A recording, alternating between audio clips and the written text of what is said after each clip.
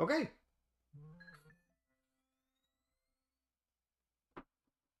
I think we've got it.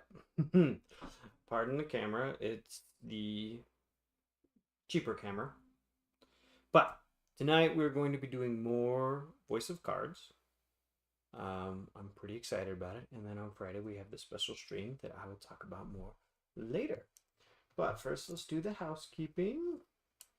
I'm running a little late. It might be a shorter stream.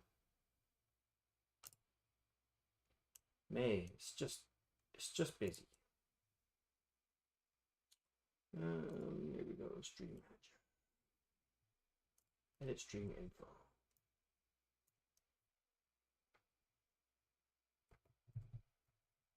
Nope. Voice. Howdy, howdy, howdy. It's Metroid, one of our special guests for Friday. How you doing, Met? I think you're the first one.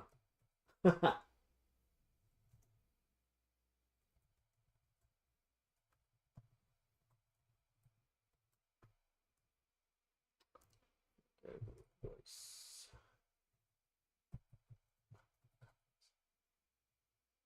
Forsaken Maiden.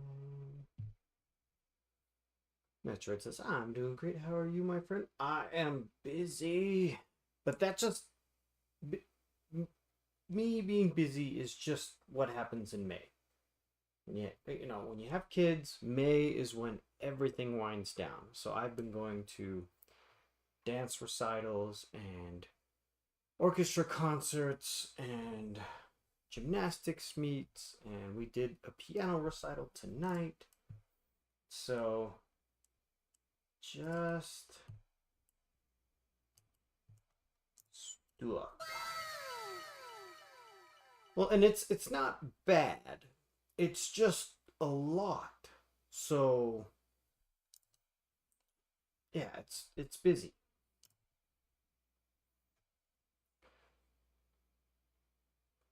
That's why when we were planning our collaboration stream that's going to happen on Friday, I was like, next month, early next month. But Friday is what worked for everyone, so I'm excited. I'm very excited for it. And tonight was our last like big event for May, so things should so all we need to do now is we need to get into a flow for summer.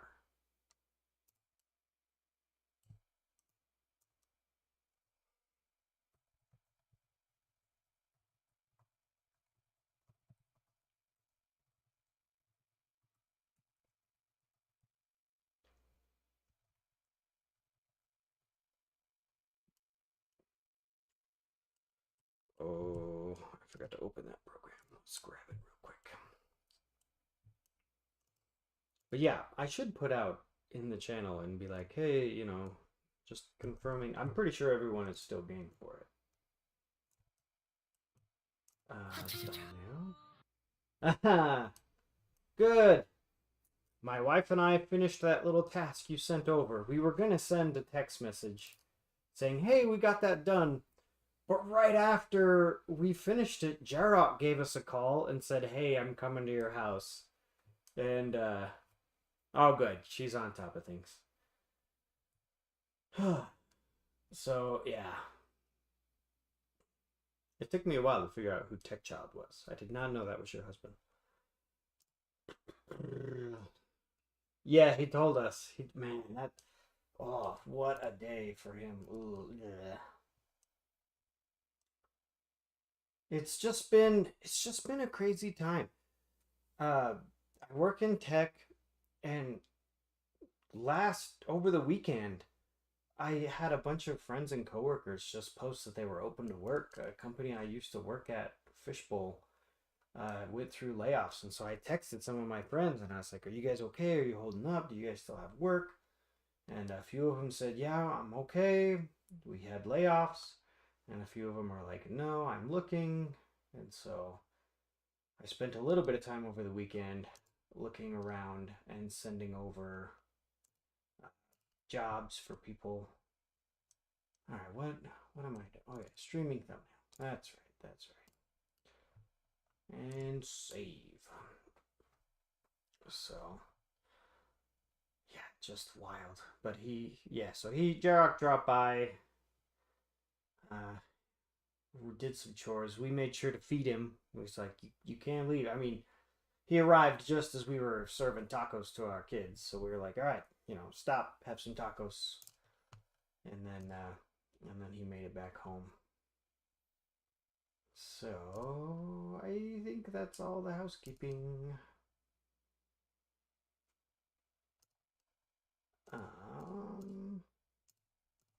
Okay, so yeah, it might be a shorter stream, maybe not, but we're going to jump into some more Voice of Cards tonight, which should be fun. Metroid, if you're still in chat, let me know. I haven't posted this yet, but I finished the scenes for the special stream on Friday, and so I don't have a way to. So usually in my scenes, I have I used to have a way that I could just pull in a web browser.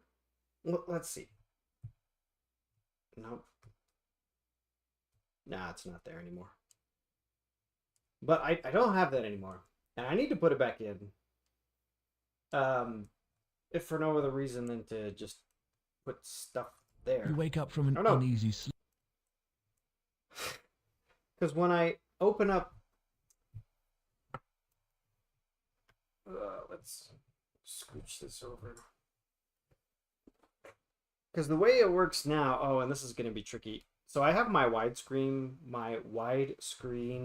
webcam over there attached to a different webcam arm. And I'll show you guys it in a second. But since I'm being a little frantic, let me see if I can add. Can I do this while I'm on? Probably not. You wake up. All right, so if I come into here and I add a media source, I want to do I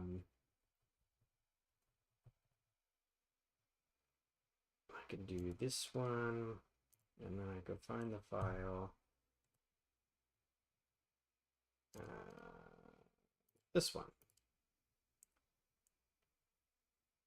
Oh, restart playback when source becomes active. Yeah, I don't want that. Okay. Hello everyone, Seth here. Oops. So can I come here and do not filters, properties, restart playback when source becomes active. Okay, so then if I come to here and then come back, aha, very good, very good. And Kodhimi's here. Okay, so I'm curious because we have our special stream coming up on Friday, and I'm super excited about it. And so I've been putting together some stuff to see if I can figure out how to best stream a board game, because this is all new to me. So I'm curious what you guys think of this. Let me know.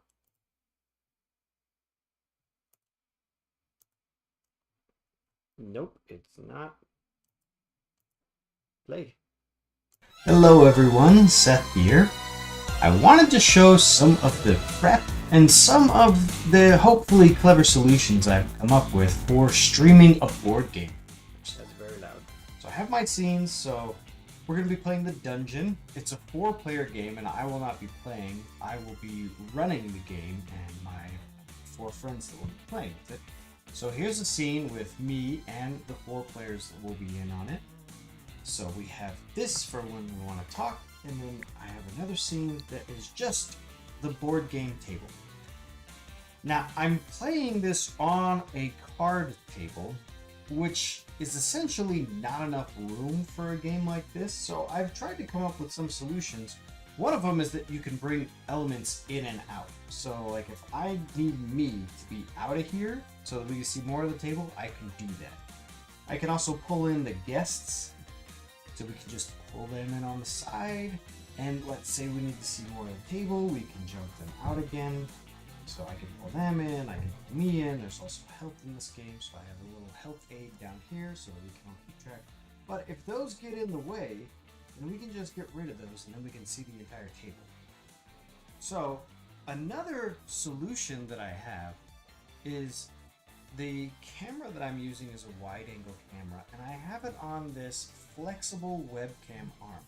So this will allow me to change the focus on the table, because in this game, the map starts out small, but as you uncover more locations, the map gets bigger and bigger, but you often only need to see a small section of it that we're currently focusing on. So as the map grows, I'll be able to move this camera around and say, okay, well, now we need to go to this part. So let's say we want to check the health, or maybe we want to check a different part of the table. So we can go ahead and move the camera across here. I also have the camera mounted to my stand desk. So if I raise or lower the desk, that kind of acts as a zoom in, zoom out as needed. So I think that's another really clever solution to some of the problems I'm perceiving that we'll have. I do have one other thing, and that's the inventory can take up quite a lot of space and is something that you will need to frequently check as you play the game. So I looked around the house and I found this footstool that I can set on the table. And because the only things that are on the table are cards and these little meeples here, and this stool just has these points of contact, I should be pretty safe just setting this on and removing it as needed. So now we can see the inventory and we can see the map. And I'm curious to see how far that's going to get us. So it should be a really good time. I'm looking forward to it for sure. But I would like a lot of feedback. So if you can make it, this is going to be on Friday, May 30th. It's going to be on this channel in the evening. And so if you can make it, I think it'll be a fun playthrough. It'll be a good stream. And I would love to have some feedback on how you kind of think these solutions worked out. Thanks so much. I hope to see you there. Okay. So that is... Oh, there we go. Okay, good. So yeah, that's kind of what I put together. Crystal says, I like the guests on the side. Always helpful for me when there's little icons that light up and show who's talking, like on a Discord call, or have their face cams. Yes.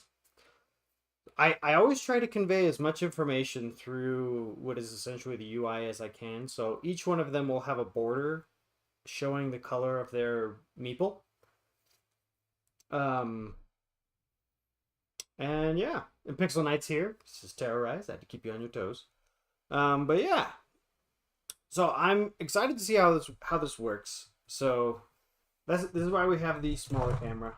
The bigger camera is right here on this arm that I can go around and adjust. Oh, sit, stay. But I'm excited. I think it'll work. This webcam border is kind of cheap, or not webcam border. This webcam flexible stand is kind of cheap. So if this solution ends up working really well, then I will probably invest in a better one. But we'll see. There's a lot that we have to do. First, we have to make sure that this solution works in the first place. Then we have to make sure that watching a board game like that is something people want to do. And then see if I can keep getting people to play and stuff like that. All right, so we will close that. I hope everyone had a good holiday weekend. I had a good time. On the holiday, we went over to my mother-in-law's house, and I ended up playing those classic NES games with my nephew. And we played through the first 2 worlds of Super Mario Bros. 3, so it was a good time. It's a good time. Because he's the oldest, he's the first grandkid. So so, you know, he doesn't always have a bunch of other kids to play with, because the next grandkid after him is his younger brother, and then my daughter comes after that. So Pixel says, wait, that was pre-recorded? I thought it was live. Yeah, it was. I'm gonna post it up on YouTube. I just haven't yet. I've been so busy. Crystal says you came up with great solutions like the inventory. See, and the inventory was inspired by this game that we're playing right now. I think I mentioned that in the video. I actually couldn't hear it as it was playing. But in this game... Yeah. In this game, every time we get into a battle, the camera rises up and they bring in a dice tray for the battle. And I was like, you know, I bet I could do that. I could get a flexible camera arm, and then I could just, and I found that footstool in our nursery, and I was like, I'll bet I could put the inventory cards on there and just kind of set it down. And then they can just, like going into the inventory menu on a video game, they could just do that. Pixel says, anyway, we're getting a Batman and Deadpool comic. I saw you mention that. I think it was in Mana server. Pixel Knight says, started a new short D&D campaign that is literally just Monty Python and the Holy Grail. Okay, let me find out where we left off. And Kodhimi, I'm glad that you're here. I believe Raji is also streaming, so... And... yeah, I'm just glad to be back. Let's see. Let me open up my Discord so we can pick up where we left off. Coward using a dice tray. I just throw dice on my Zordon dice tower and hope no one dies. Okay, so we come back into the Discord and go to what did I miss? Okay. Oh, last stream was super fun. The only thing we did last stream was the tale of the Crimson Maiden.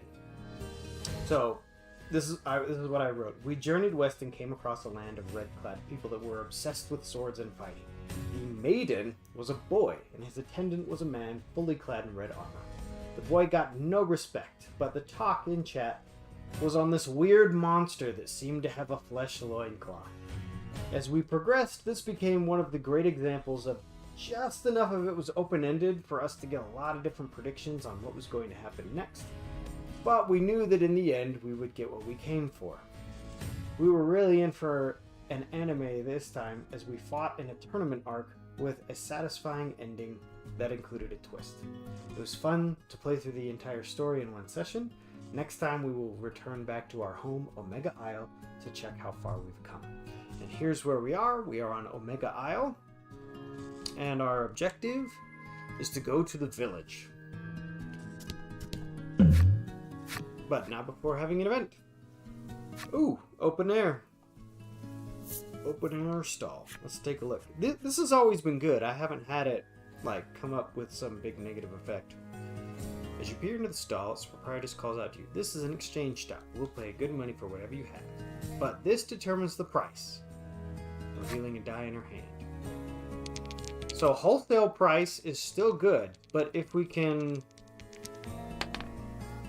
Okay, so just wholesale. I think we cleared out our inventory pretty good last time we had one of these. Yeah. Okay, so yeah, we ended getting the Crimson Memories relic, which is that sword. And we don't need to... I don't think we need to sell anything else. Yeah.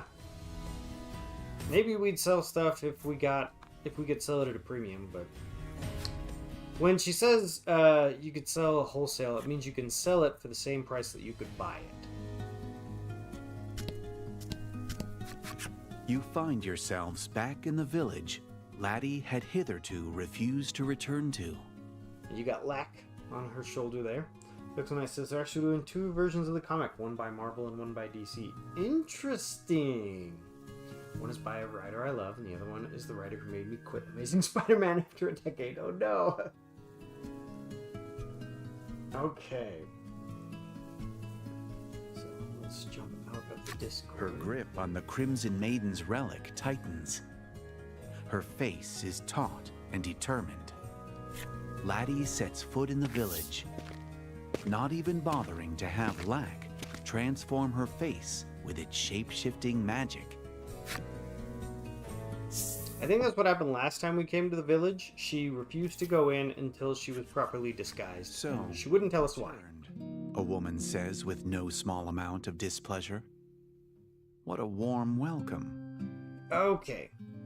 So here we're getting into the backstory. So at the very beginning of the game, our character, whose name is Baron, finds Laddie. Laddie cannot talk. And this village that we come from has no maiden. And so the quest that we're on is to obtain the 4 maiden relics. And if we do, this little creature who claims to be a spirit named Lack says that he can help us. So last time we came into town, Lack transfigured Laddie's face so no one would recognize her. This is the first time we've gone back to the village, and it looks like she's immediately recognized and people are not a big fan.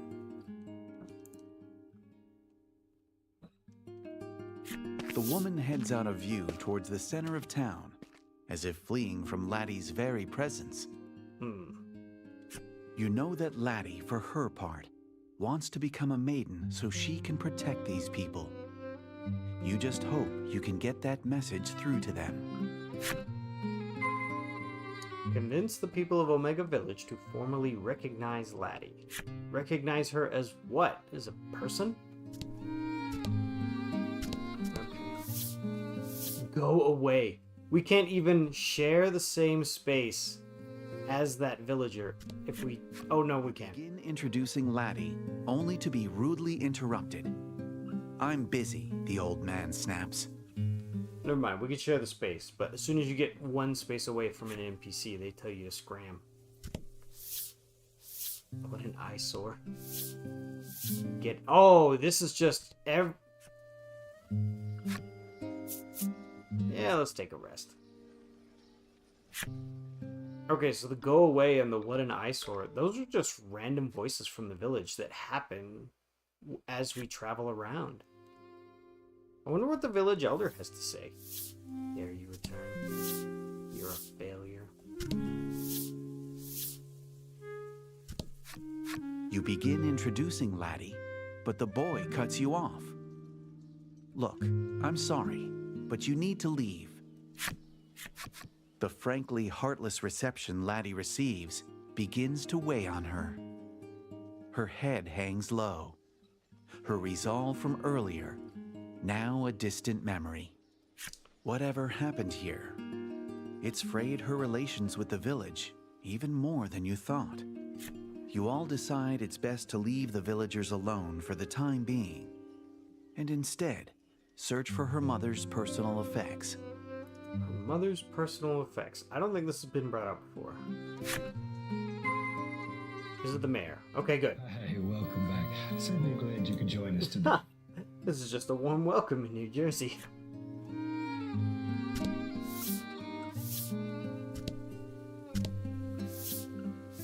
Why are you even here?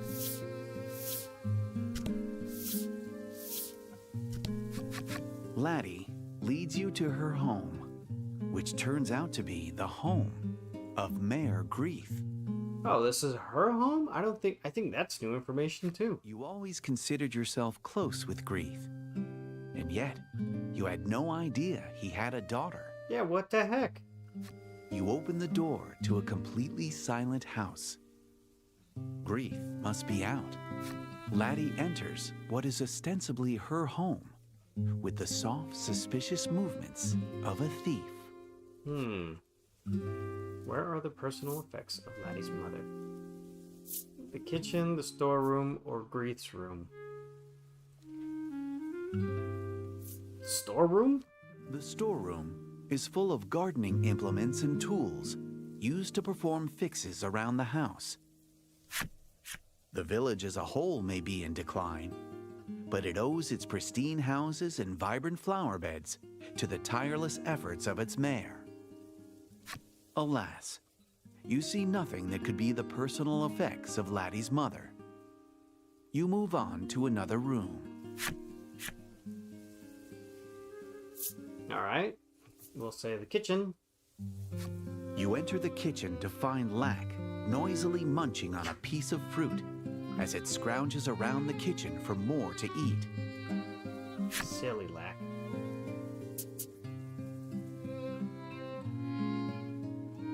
Laddie's eyes widen as she points angrily at Lack.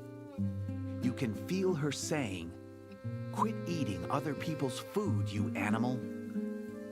But even as she scolds the self-proclaimed spirit, drool dribbles from the corner of her mouth. You carefully wipe it away. I wipe it away? Oh man, we're getting pretty forward. Here, Lack, have some chocolate milk.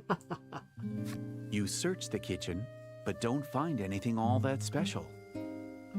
You move on to another room. Oof.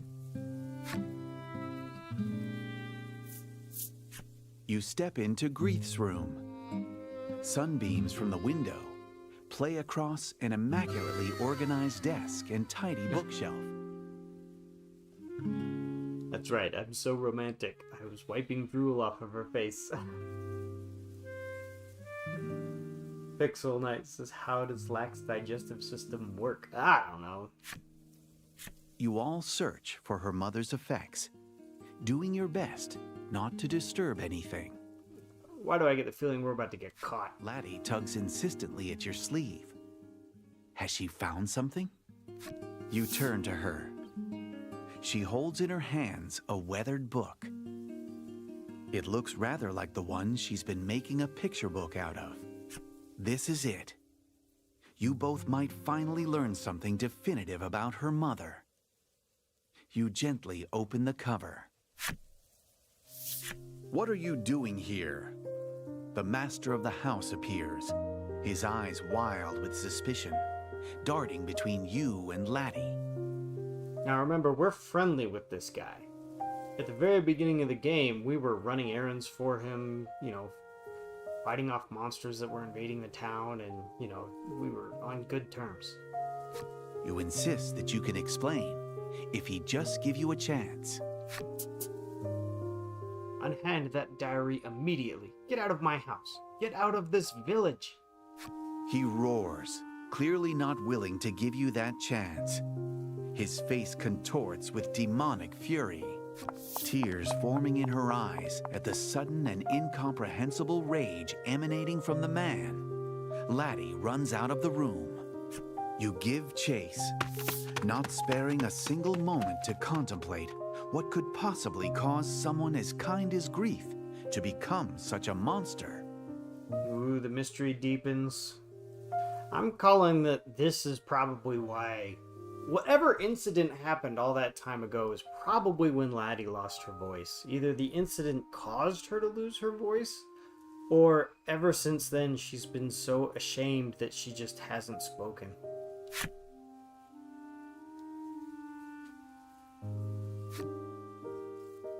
The relic is reacting to Laddie's resolve.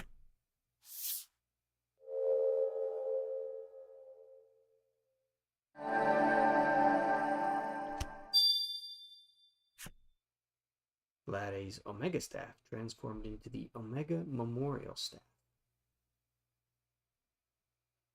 Well, that's much better now.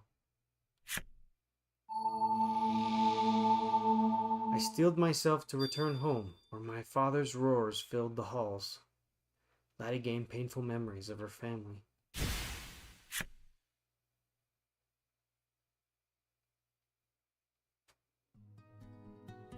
Thus Oh, we're far, out. you have woven a tale of adventure that has incorporated yarns from the Maidens of the South and West Isles. According to your navigation map, there ought to be islands home to maidens in the northern and eastern regions of the ocean as well. You've likely grown quite accustomed to seafaring. From this point onward, you can sail the ocean as you see fit. But be wary. One never knows what might happen out on the high seas. Venture north or east on the sea and search for the entrance to the island. Okay. So... let's try north.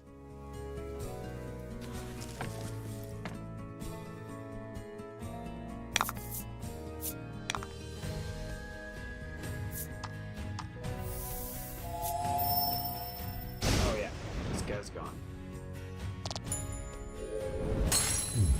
Okay. I gotta admit, I am sufficiently intrigued and curious when it comes to Laddie's backstory. Which is, again, one of the reasons that I like this game so much. Go to bed.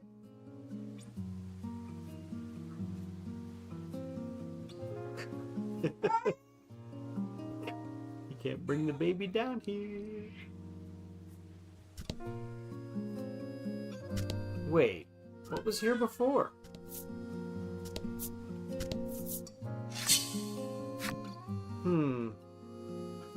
I swear, I had uncovered every single card allowed on the board. And there were whirlpools. So I wonder... when it said, oh, you can sail the seas as you see fit, I wondered if it was going to remove the whirlpools. Let's poke. There we go. Alright, so we got Lack in the party now. Let's do Grand Slice. Oh, with the critical hit. Bam! Congrats. Alright, so we're still fighting guys from, like, the first... Huh. So it looks like they've just removed the whirlpools and replaced them... Ooh. You encounter a fisherman. He stares at the fish and seaweed caught in his net and lets loose a peaked sigh. You inquire as to his frustration, and he replies, "I just can't net myself any sea grapes." The forlorn fisher has evidently only had them once, but has never been able to forget their piquant flavor. He has since scoured seas the world over for them. He returns to his net, muttering to himself, "Oh, I just want some nice salty sea grapes." Sea grapes, huh? I don't know what it is, but there's just something so...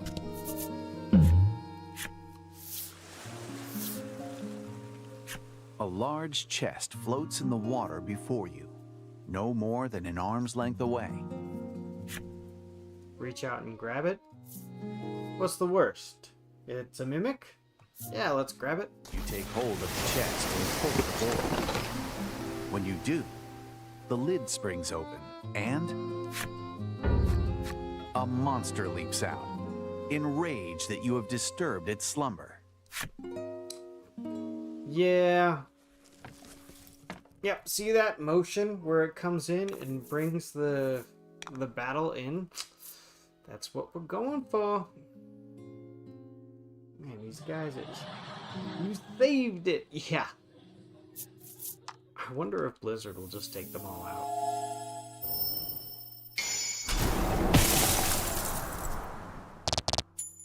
Yep.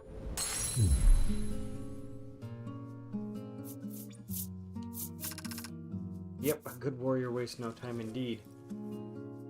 Okay, so yeah, let's see if we can find the next maiden. Pushing the beast, you peer inside the chest. You grin, realizing that your find may be able to aid you on your journey. Ooh, that's really good.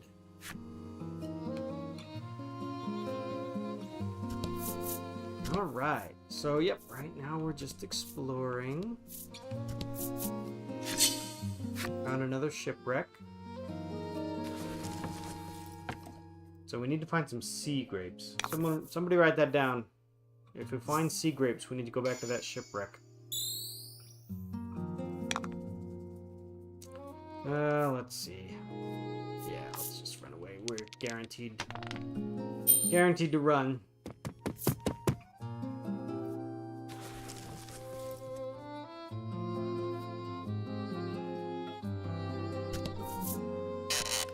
You discover Sea a grapes, ship. yeah.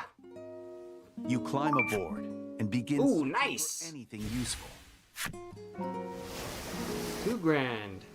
Then the ship usually sinks. When you return to your vessel, Yep. the shipwreck sinks silently into the sea. Shipwreck sinks silently into the sea.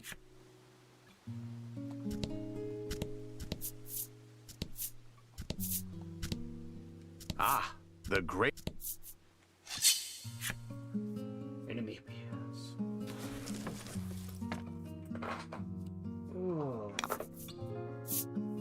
Alright, so I have on my calendar the release date of the Switch. But not because I'm planning on getting a Switch. But they are going to have the GameCube controller that works. The new wireless GameCube controller. And I do want to get one of those. I have collected all of the retro controllers that Nintendo has put out. So I have a couple of NES controllers and a couple of Super Nintendo controllers. I have one N64, one Genesis. I think that's it. Yeah, I think that's all I've done so far.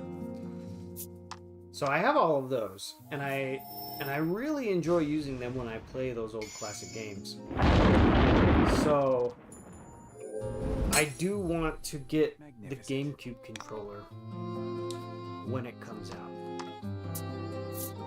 Because I missed the Nintendo 64 and the GameCube. And I want to... Oh, did I miss? Okay, no, I hit.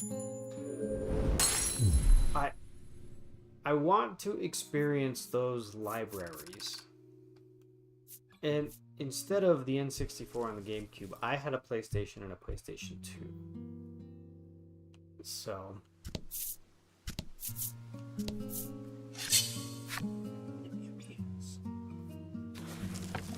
And so it's definitely on my list to see if I can pick one of those up. Pixel says I had to do something right after my lack question. Oh. Let's just run away. And this is a downside in an RPG. Like, we're so over leveled that the... Well, and maybe we're not over leveled. We just seem to be over leveled for this area. And it just... Oh, here we go. Your party makes land. Dock at North Isle? Yes.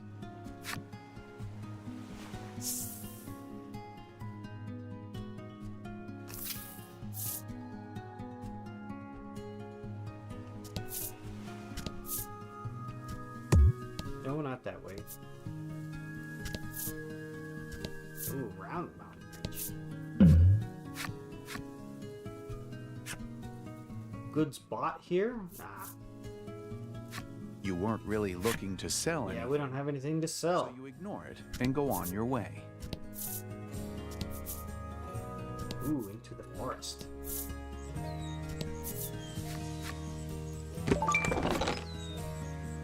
Revive target incomplete. Oh, nice, nice. Pixel says, I'd rather be over leveled than under leveled. Yes, I would as well. A well-to-do looking old man appears before you. It's the man who challenged you to a game of dice. Care to try your luck again? He challenges you. Yeah, we'll try our luck again.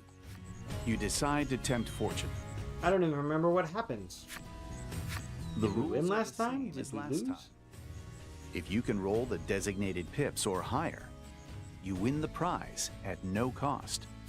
Likewise, if you roll lower, you'll have to buy the prize at more than its intended value. Ah, Now then, let's begin. Today's prize is The old man pulls something from his bag.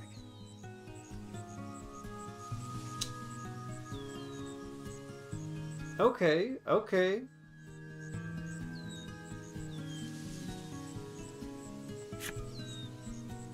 That's a great item. You take a die from the old man and give it a squeeze. It's do or die. Come on, what do we need? 4? Oh, 6. Your wager with the old man pays off. The old man, chagrined, hands you your prize. I won't lose next time, he mutters, wandering off to parts unknown. All right, nice. All right, so back around we go. Wait, that was everywhere, wasn't it? So we're gonna have to get out and go to the other side of the aisle? Okay, okay, okay. Oh yeah, I was talking about being over... At this point, we're so over-leveled that the battles seem to be pointless, and that makes them boring.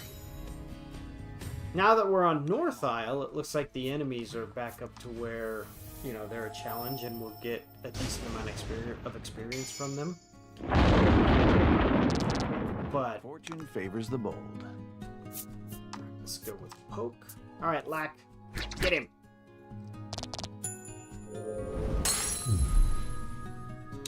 Yep, it's like when Zero and I were playing through Secret of Mana and we hit that point where it's like, man, is it really worth it to open all these treasure chests? And he said yes, and I said no, and...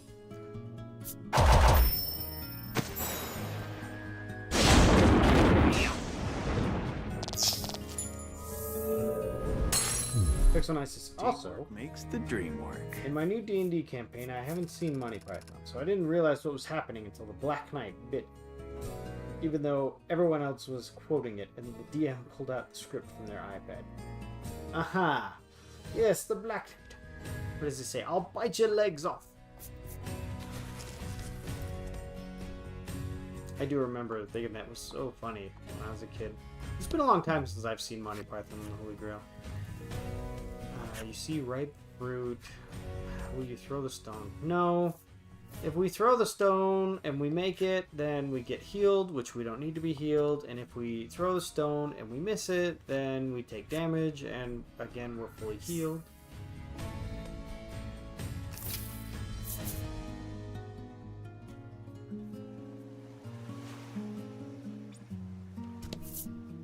So... yeah, we don't really need that. Oh, excuse me. You can't go into an island while you're still on your ship, okay? Ah, here. Your party makes land.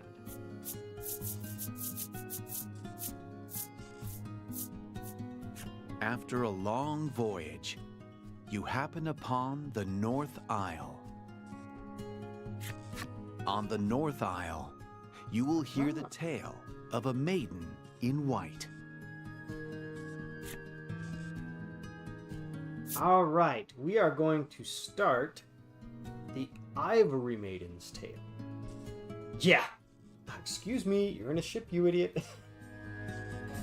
Yeah, sometimes he lets me get away with that, and sometimes he doesn't. Sometimes you're in your ship and you roll up on land, and it's like, oh, your party makes land. And sometimes it's like, no, what do you think you're doing?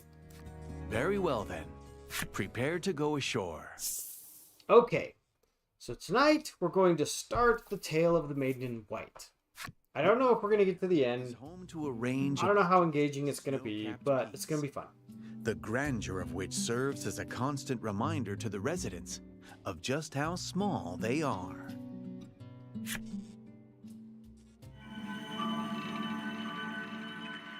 The tale of the Ivory Maiden.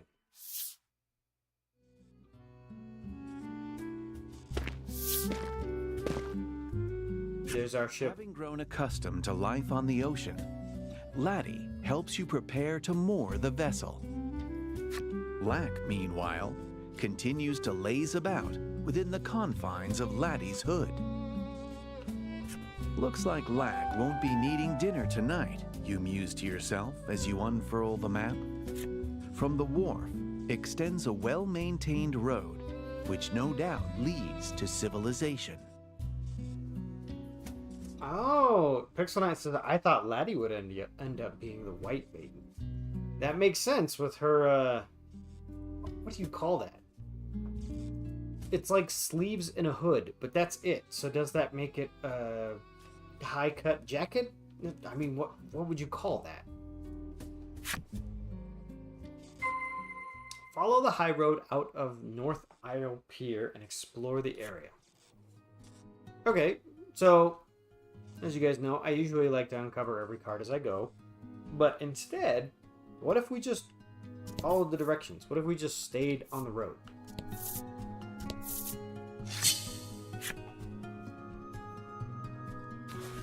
Every once in a while, I'm like, all right, let's just follow the directions and do what we're told. Fight them off. All right, let's see how strong these guys are. Defensive 10, so we'll do a minimum of 6, but no. We'll ignore.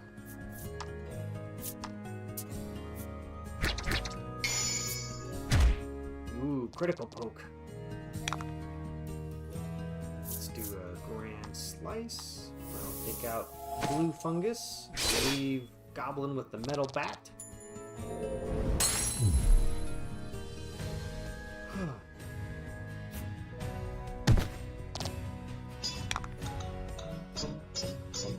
Pixel Knight says, also, I've been thinking about doing a D&D one-shot set in Oz. Oh, I know that term. A D&D one-shot is when you just play through the whole story in one night. I have been invited to a few of those. So I don't think I can use the excuse anymore of I have no opportunity. I think I do. Honestly, I don't know why I haven't played any D&D. It could be like, last time we did a stream, Napsy came to visit, and he asked if I was playing Lorcana. And I said, no, I'm afraid that I would play Lorcana and then enjoy it. You are greeted by sublime white gates, the likes of which you've never seen. As you attempt to pass through them and enter the city. Whoa! Someone garbed entirely in white rushes out, as if running from something, and crashes into you. You cannot see their face for the white mask covering it, but the fact that they have a weapon in hand makes you think they're a city soldier. Oh, okay, yep, we got a knife there. What do you say to them? Are you unharmed or watch where you're going? We'll be polite. You extend a hand to the soldier, who tumbled to the ground after your collision. Out of my way, the soldier shouts, their voice muffled by the mask, before charging at you. Apparently, they want to fight. No, they don't want to fight. They want us to move. That's why he said out of my way. It's the game master that wants us to fight.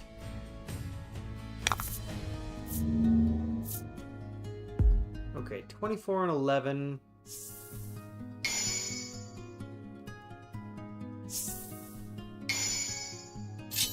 Plus 3 attack to everyone. Alright, all out offensive. So let's go Thunderbolt.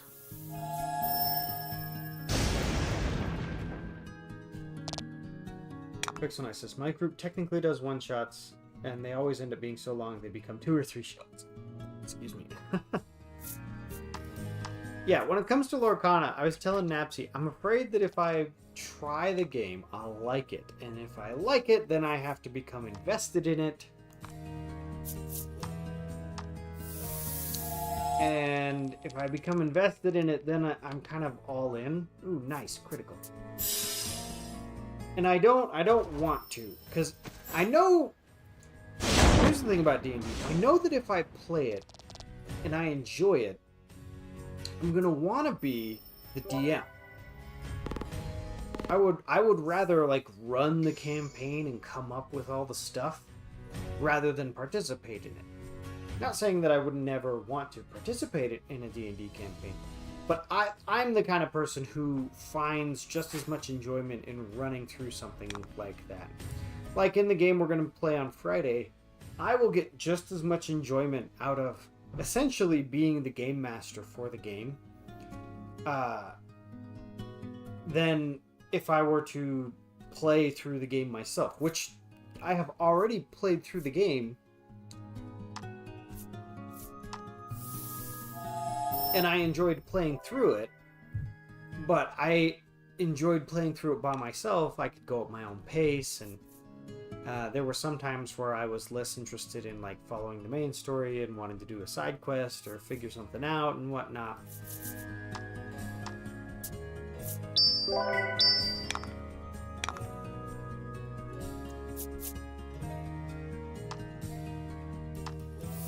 And but on Friday, what we're going to try to do is I talked with everyone who's going to be playing, and hey, leave Lack alone.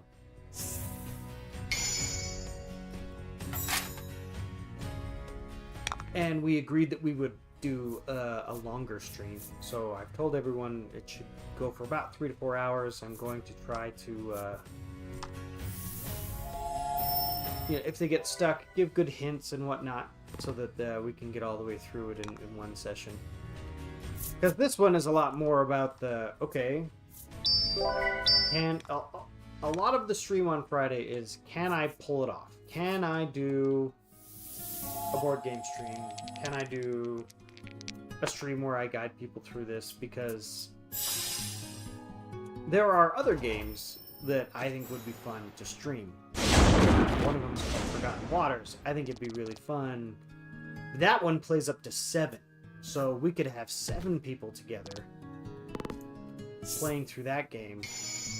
And that is more of a campaign. Well, I shouldn't say that. It's not a campaign, but it does, have a variety of scenarios that you play through.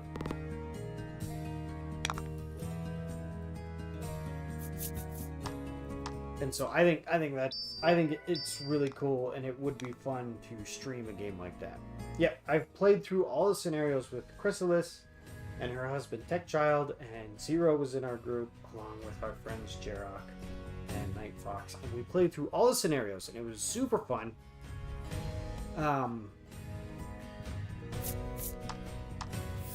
And I would love to, essentially play through it again.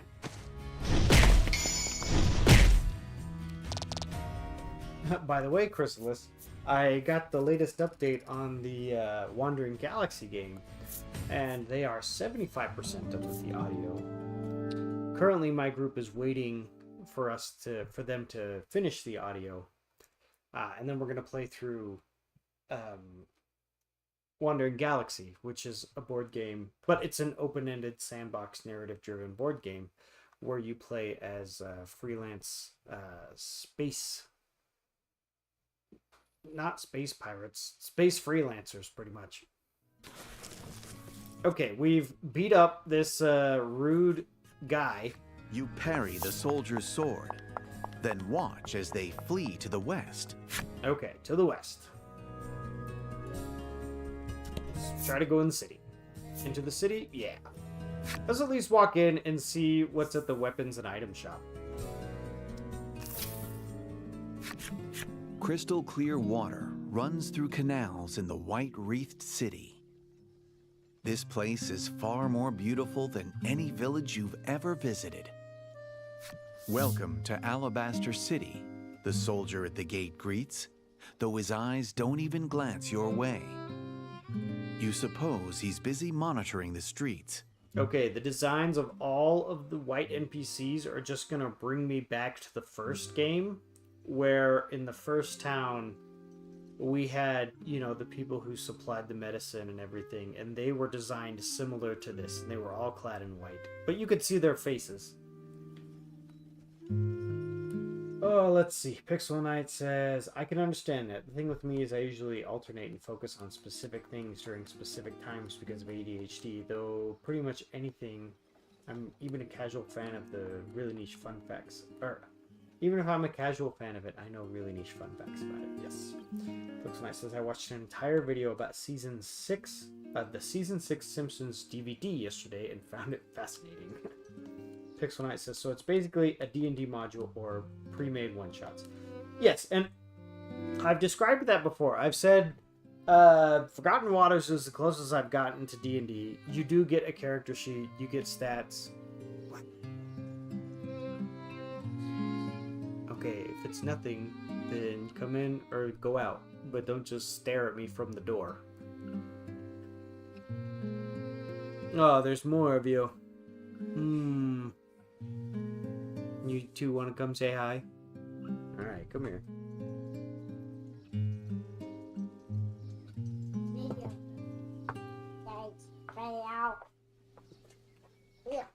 Smile, you're on the internet. Wait, what? You're on the internet. Oh, okay. What the? Why is there a face up there? Why is there a face up there? Yeah. So, Chrysalis, when you stream, this one came in and goes, is that Chrysalis? And I said, yeah. She goes, where is she? I said, she's streaming. And she kept looking all around to see if she could find you on camera or on the screen.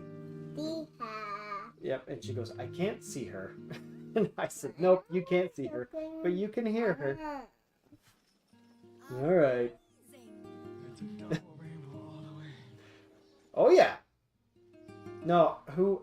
It was also this one. It was also Brooke, who, and we saw an older minivan, and she goes, "Hey, it's Chrysalis and Tech Child," and my wife goes, "Wait, no, that's it looks kind of like their car, but not them." Yeah. All right, you two, wave and say goodnight. No, I don't. You better not tell your dad no. No.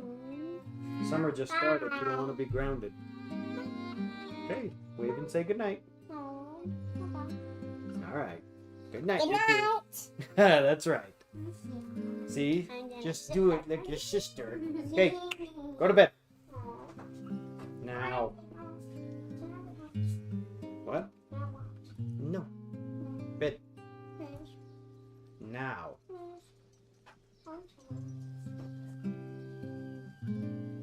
Silly children. Chrysalis says goodnight. You don't know who that is. We'll have to fill them in next time we see you.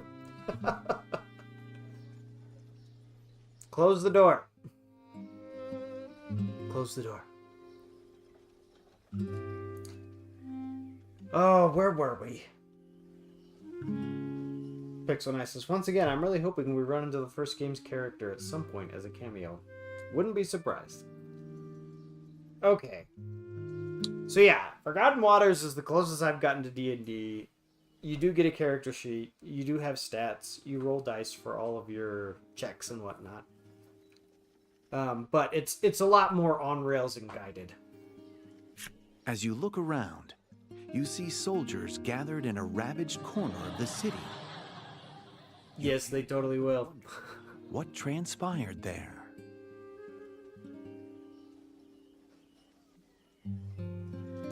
Despite that, the other residents carry on with their daily lives as if nothing is amiss.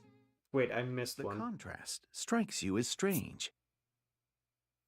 As you look around, you see soldiers gathered in a ravaged corner of the city. Okay. Alabaster City seems intolerant of impurity. It makes you wonder if its history is as spotless as its appearance. It makes you wonder if its history is as spotless. Oh no, we're gonna find some checkered history that the people don't like talking about. Gather information about the Maiden in Alabaster City. Okay. Whoa! Welcome to Alabaster City. The soldier bellows in unison with their colleague to the left of the city gate. Oh man, we got real NPCs now. Welcome to Corneria. I like swords. Welcome to Corneria. Soldier in white. Welcome to Alabaster City. The soldier bellows in unison with their Okay. colleague to the right of the city gates. The soldier sternly surveys the people walking up and down the street, periodically pausing to write something down on a piece of paper. All right, so what are the chances that the person we ran into was the maiden? What do we think? Pixel Knight says, oh no, these are pretty bad sounding. Yeah. Crystal says, it's never spotless.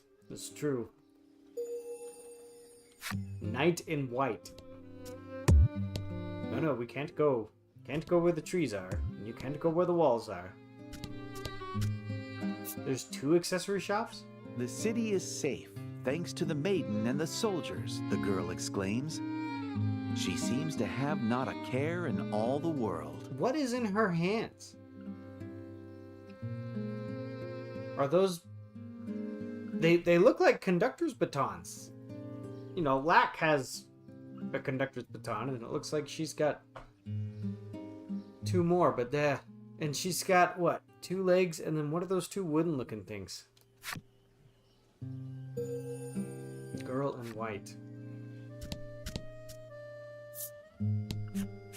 If I shop here, I'll have to shop next door as well, the woman mutters to herself as she peruses the necklaces on display. It was probably her, yeah. It would only be fair, she says, trying on one of the necklaces. Yeah, that sounds like some of the logic that my wife does. Well, if I shop at this store, I better shop at the next one too. It would only be fair. Okay. Among the townsfolk peacefully going about their day, you see 2 young women making quite the racket. Oh no, these 2 also have those baton-looking things, but they're not being held in their hands. They're a part of their uniform.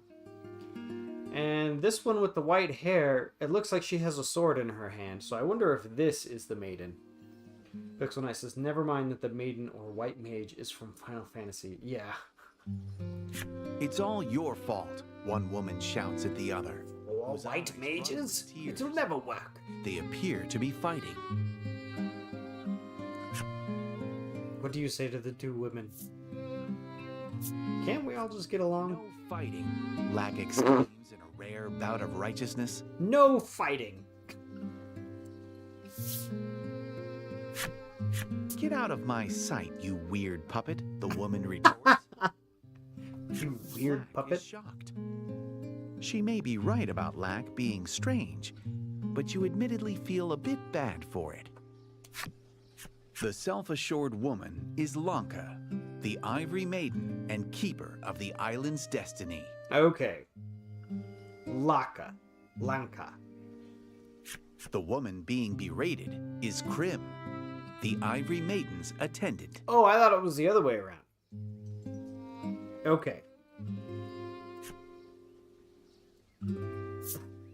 Why are you fighting? What's the cause of all this? Those are the same question. The women explain that they were entrusted with killing the deserter who ravaged the town. Oh, we roughed him up pretty good. Lanka claims that the deserter escaped because of her bungling attendant and noogies a fist against either side of Krim's head. They actually call him a puppet. That's right. I will hold on to my invisible man theory. I could just see her just noogieing Krim's head.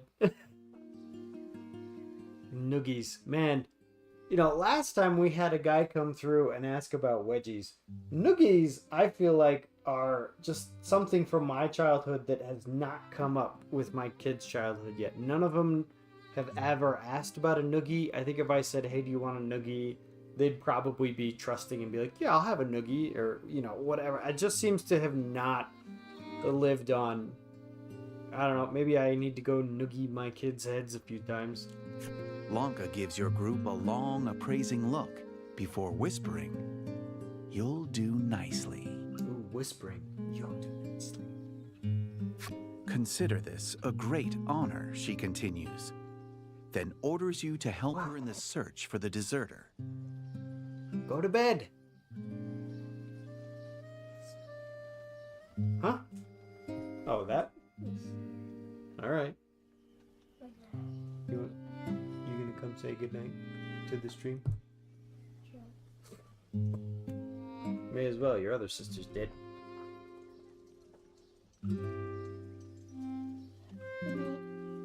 Alright. Go get the stool. Go upstairs. Go to bed. Chrysalis says goodnight. You know who that is. You've met her before. Shh. We don't use real names here. Be gone. That's gonna keep my 11-year-old up for at least another hour as she tries to figure out who it is.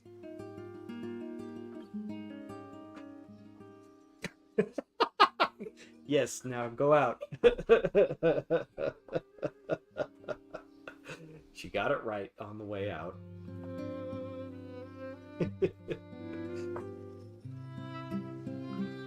But now that she knows, she will tell the other ones. And so, yep, next time they come in and I say Chrysalis is in the chat, your real name might be outed. Which makes me think of, like, Kingdom Hearts. I just remember in Kingdom Hearts 2, where they're like, do you remember your true name? Okay. You had wanted to ask her about her maiden's relic, but now it seems you have no choice but to obey her command. Oh, really? We can't, like, strike up a deal? Like, hey, if we help you, can we borrow your relic? Lanka and Krim have joined your party, so we kick Lack out. That's how it works. Leave Alabaster City in search of the deserter. Okay, I do want to finish exploring the city. If anything bad happens, the maiden and the soldiers handle it, the boy says, though clearly bored with the peaceful city. What? Okay. I have seen pants like that, where you have like a little flare underneath the bottom around the thigh level.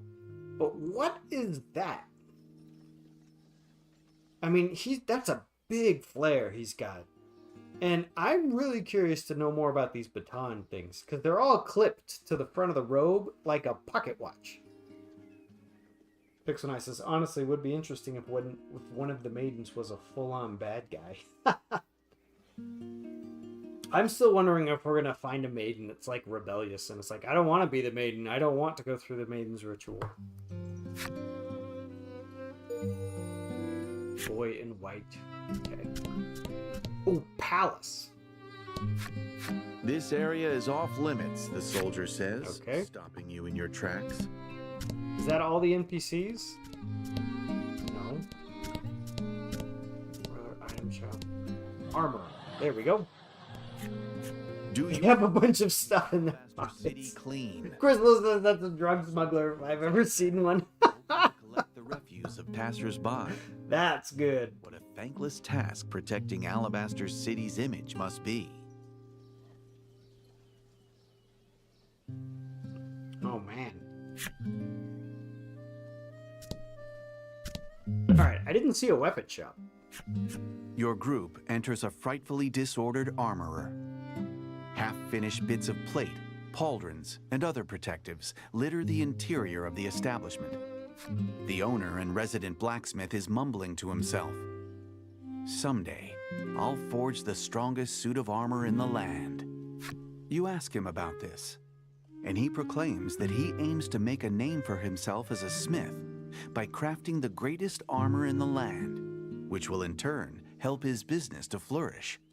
Unfortunately, he continues, the ores he needs to produce higher quality armor have proven difficult to procure, leaving him rather frustrated. Hey, you got any grapes? The proprietor of the shop says to you, if you come across any rare ore, by all means, bring it to me. The purveyor of armor once more welcomes you to the shop and is ready to give your coin a loving new home. There you go. You enter the shop. You can use that one in your next campaign, Pixel Knight. You enter the shop, And the proprietor there greets you with a warm smile and shows you that he's ready to give your coin a loving new home. I like that. What can I do for you? The proprietor asks. All right, let's see the goods. All right.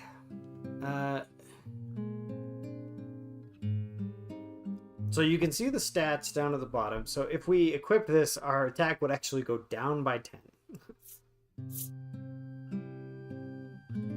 Knight's Order Sword. Our attack would go down, but our defense goes up. But it's the speed that makes that one so interesting.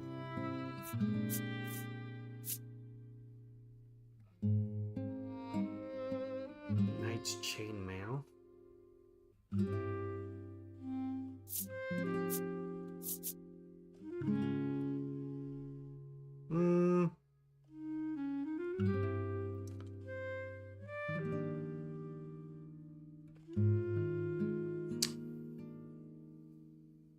We could buy this sword, but that would take like all...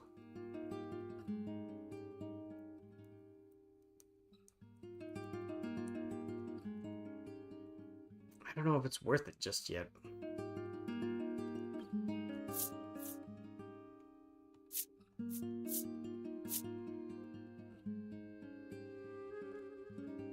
I don't think that chainmail is worth it at all.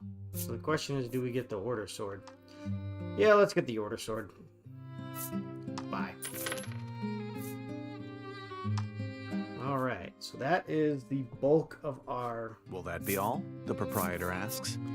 Leave.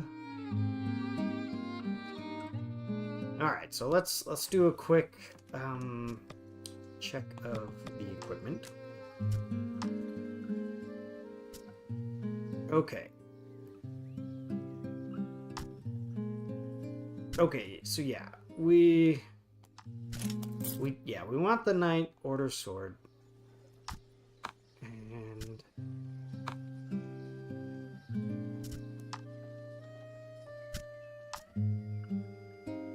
yes, let's do Traveler's Apparel for here. And then the Gemstone Ring. Gemstone Ring we'll keep, and then I believe, yeah, we have the Numbstay Ring on Baron because,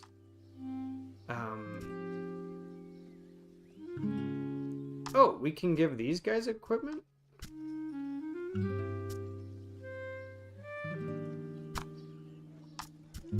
Alright. Mercenary Sword, okay. Alright, so we'll go with that for now. Alright, so we are going to go leave the city and go out west, but before we do, I also want to see the flip side stories of all of these new people we've met. Let's see, collection, characters, because the flavor texts they give for some of these are great. Ivory Maiden, who resides in Alabaster City, a splendid woman. She keeps the peace in the city, but the people take this for granted and do not appreciate her for it. Grim, a woman who works hard to fulfill her maiden's orders, but fails often. She often thinks gloomily upon whether her punishment today will be a punch in the gut or a bone-crushing noogie. Soldier in White, a woman who works as a gatekeeper. Hers is a steadfast vigil, and she remains stock still while on duty. Some passersby even mistake her for a statue. Her true skill is in the ability to sleep while standing, and fortuitously her face is hidden by a mask. None who lay eyes upon her would ever suspect she is actually sleeping on the job. Knight in White. He has yet to taste defeat. Several of his opponents flee from him before they ever cross swords. Ah, have you ever been to this village of Red over in the west? He has also yet to take off his armor. He eats in it, he bathes in it, he has no idea that he owes his seeming invincibility to the rancid odor emanating from his person. Boy in White. This lad's adorable, carefree smile drives every adult around to dote upon him. Sweets, toys, pocket money, anything he wants, they provide. And then he puts it in those enormous pockets of his. The boy spends part of each day practicing his hollow smile in front of a mirror. But with a flash of his pearly whites, the adults will give him anything. It's almost too easy. This girl is the very picture of a model pupil. Not a day goes by that she does not work to hone her skills with a sword, for she seeks to become a grand knight. Her tireless training serves one objective: vengeance upon the knight who slew her parents. Until the day their blades cross at last, she will continue to play the part of the model pupil. Ooh, a story of vengeance. Interesting. Yeah, Pixel Knight's got it right. I'm surprised his armor is still white. Alright, the deserter went west. You wonder if the masked soldier you saw earlier could be the deserter the Ivory Maiden is after. You inform her that the soldier fled to the west. Could be. According to the maiden and her attendant, a woodland known as the Mystic Forest lies in that direction. Ah. Make your way to the Mystic Forest west of Alabaster City.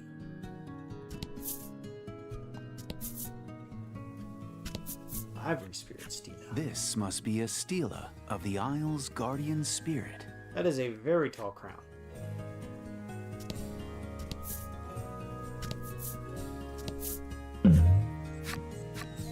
From out of nowhere, a sweet fragrance wafts over you. You look up and see ripe fruit in the tree above. Will you throw the stone? No. We don't need it.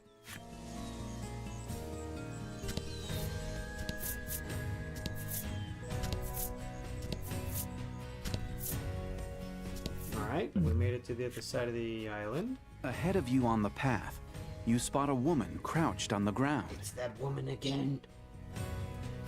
Woman with a twisted ankle.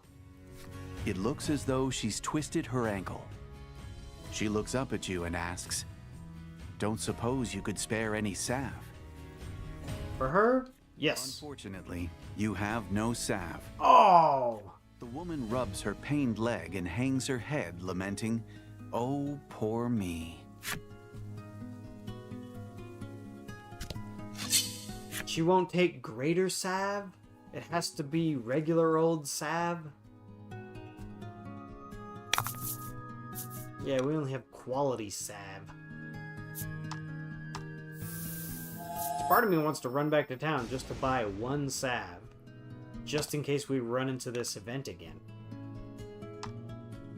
Now, let's see, what am I doing? Grand Slice. We're already faster than the two newcomers? I guess that makes sense. We just equipped a sword that...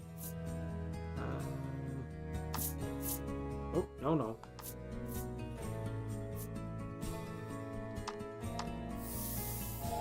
I don't even remember what seal does.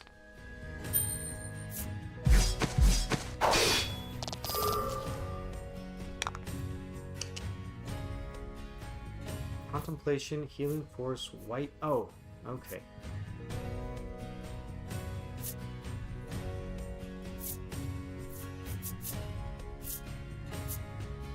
Restores 15 to all allies. Okay, that's cool.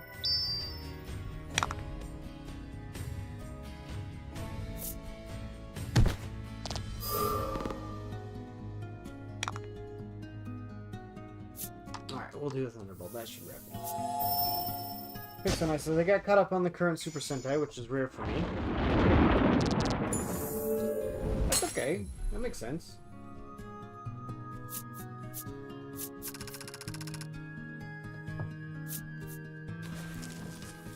I admit I have never watched an entire Super Sentai. Alright, we'll press on. Okay. So, yeah, it's clear that we're gonna... I thought this was a random event, but it looks like we're going to run into that every time we hit one of those two spaces. So, let's just run back to town and buy a sap. Pixel Nice has been really good, and I'm interested to see the upcoming 6th Ranger, which is the one I shared in Discord the other day. I do recall, this is the one that is based on a polar bear. Alright, we really need Guy on the end to be faster, because his whole deal is generating gems, and that's what we need to do things like hit everybody. 18? Oh, off by 1.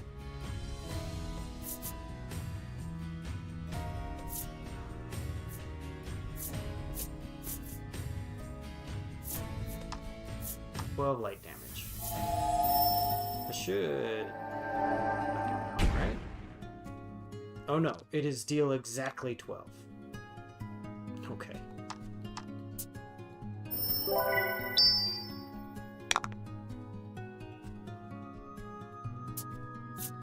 No, bummer. That's right. We'll run in, we'll grab a salve, we will stay at the inn.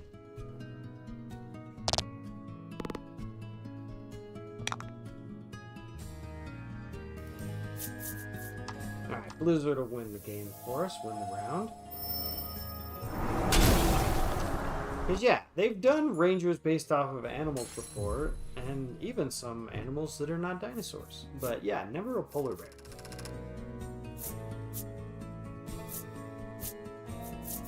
Ooh, treasure. Supreme Seth.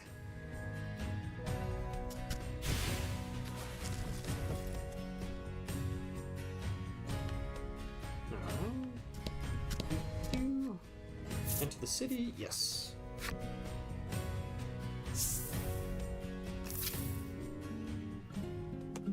Okay, item shops are over here, I believe. Oh no, accessory shops are. The innkeeper beckons you in befuddled. You ask why. I could tell from the moment I laid eyes on you poor pathetic lot that it simply wouldn't be right to ask you for money, she says blithely. This is the second inn that's just like, we don't need your money. I wonder if that's like the game trying to be like, oh yeah, you know, you don't need money for inns at this game.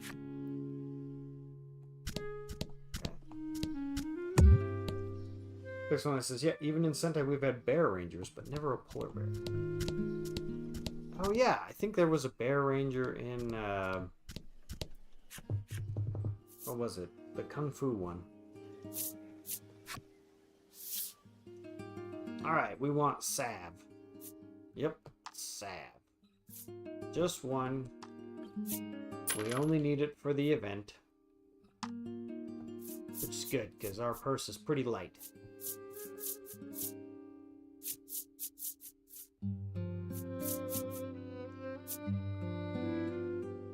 Yeah.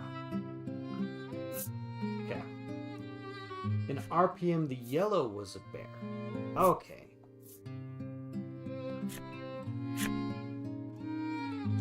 Yeah, I'm thinking of Kung Fu. What? I don't remember what it's called now, but they start out with 3 rangers, and I think that's also the first time we get like a rhino ranger. I think the white ranger is like a rhino. Okay. All right, we have salve, so it should be 2 spaces to the left.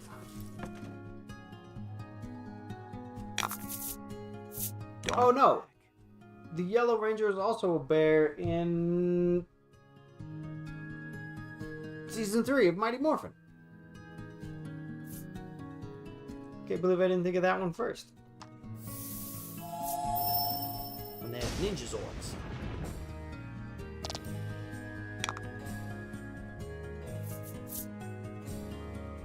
Yep, let's do Grand Slice. Let's just see what it does.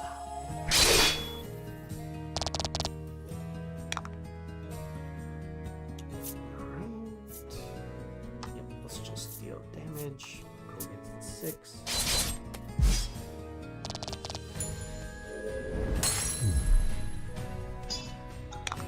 You're thinking of Jungle Fury. Yes, Jungle Fury. Red, blue, and yellow. It was... Oh, they were all based on Jungle Cats. Purple was a wolf and white was a rhino. Okay. I thought it was a bear. But that's okay. No, don't do that. Do white light.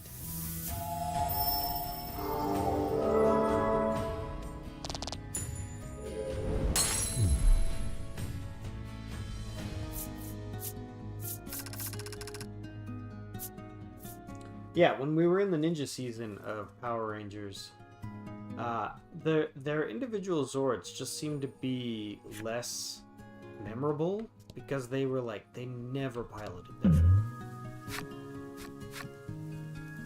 And when they morph, they don't call out their animal anymore.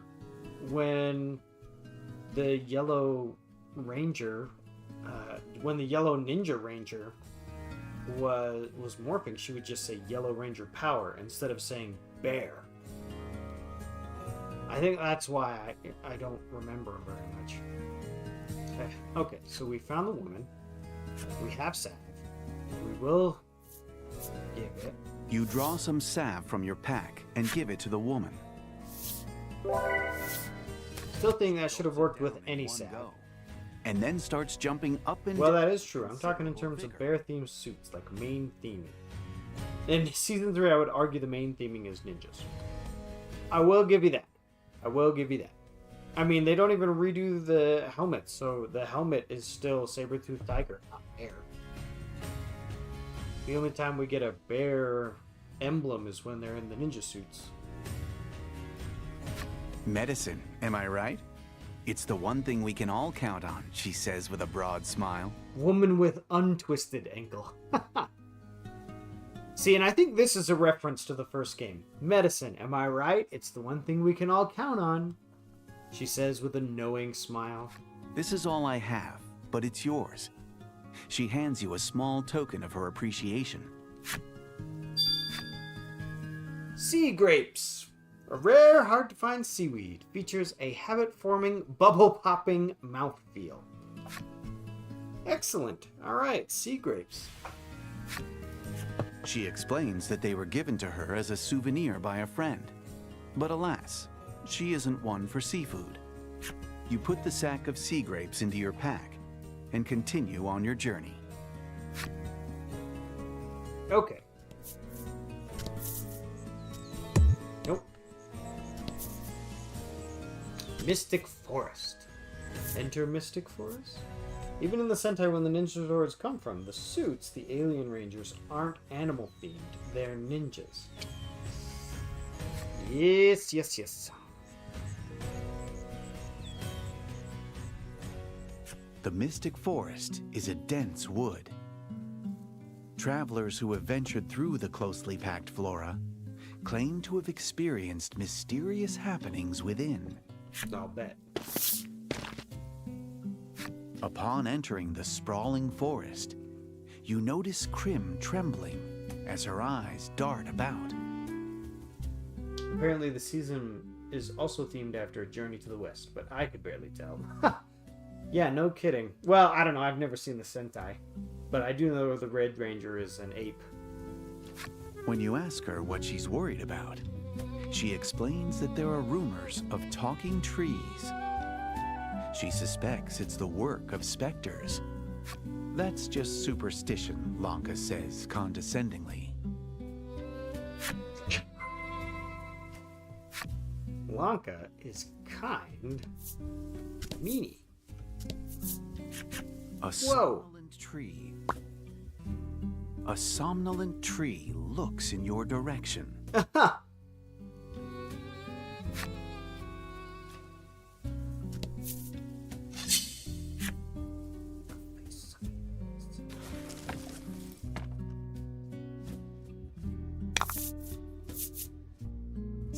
Okay. Alright, light damage increased.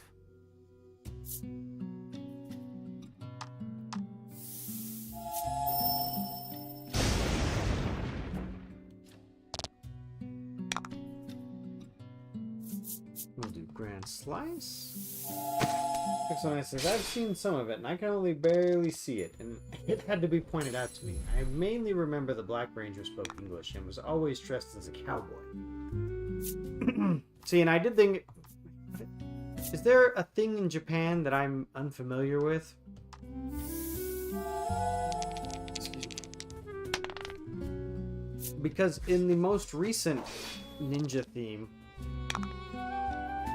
it also has a cowboy-themed ninja ranger.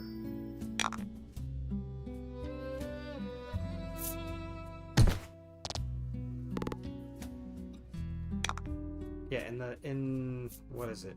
In Power Rangers Ninja Steel, they are ninja themed. Oh, off by one. But the 6th Ranger is a Gold Ranger, and his deal is that he's a cowboy. And I know they changed a lot for Ninja Steel. Like, I think the original morphers in the Sentai were like burger-shaped morphers, and they didn't bring that over to the West. But I know that having a cowboy-themed Gold Ranger comes from the original, so I'm wondering if there's some ninja cowboy deal that I'm unfamiliar with that's in Japan. If you wish to go further, heed our voices, the tree says eloquently as you approach. Lanka, who had claimed talking trees to be mere superstition, shrieks loudly and holds fast to Krim. Thinking at the attendant's chance to lord this over the maiden, you glance over, but Krim, in her surprise, has fainted. Her eyes rolled back into her head. Wow! The tree continues to speak, unbothered by your party. Healthy trees are rooted in honesty. Frail trees in falsehood, it says. Pixel says, I've seen some of it, and I can only barely see... Oh, yeah, I already read that. You wonder if the tree's enigmatic words are some sort of hint. Okay, you don't have to say it outright. Okay, yeah, we got it. Heed the voices of the trees, and the ones that are healthy are speaking the truth. Pixel says, honestly, I think they just wanted to parody America. Weirdly, every ninja Sentai has a character who's partially American or speaks English. Maybe they see cowboys as the Western ninja. Because if I remember right, it's always... I thought it was always pirates versus ninjas. That was like the thing, was pirates or ninjas. You know, you had to pick a side. So I'm wondering if in Japan it's cowboys versus ninjas. Because, I mean, that would be interesting. I guess it makes sense a little bit. Some of the outlaws, some cowboys are outlaws, and some, and then pirates are obviously outlaws. This one says, as a D&D player, it's best to tell all the players things like that, or sometimes they'll spend 30 minutes trying to unlock a door. Yeah. Tell me when I get stuck then. This game will do that. We did get stuck at one point, and the game was like, oh, can you not figure out the puzzle? Go check here again. But I had already discerned that... But this is also what I'm going to try to do on Friday. I'm going to try to...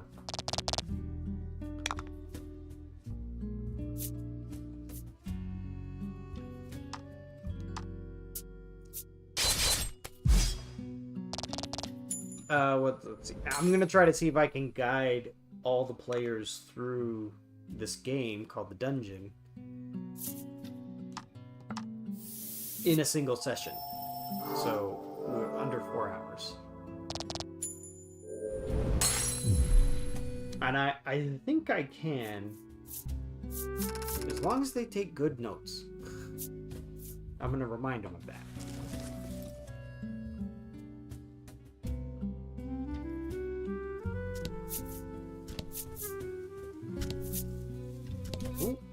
There's a chest. Nice. That's such a good item.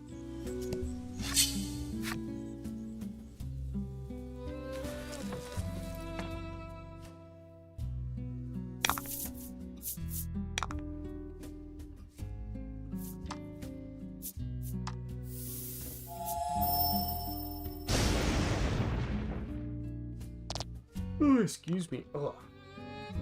Yeah, we might have to go till we hit the 2-hour mark and then call it there. So we won't get all the way through the Alabaster Maiden, or the Ivory Maiden.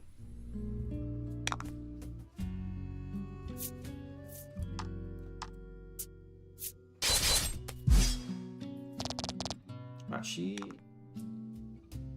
I mean...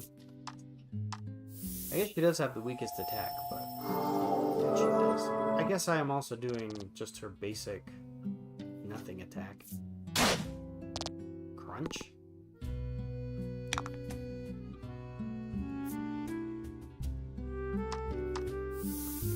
Dixon says, in the Sentai version of Ninja Storm, the Green Ranger is not a cowboy, but he does speak some random bits of English. He's partially baseball themed. He has a cool gimmick of never seeing his real face, and it's that he was always disguised until he morphed. Ninja Storm. Yes, that is the one where the Green Ranger is... yeah, he has a guitar, doesn't he?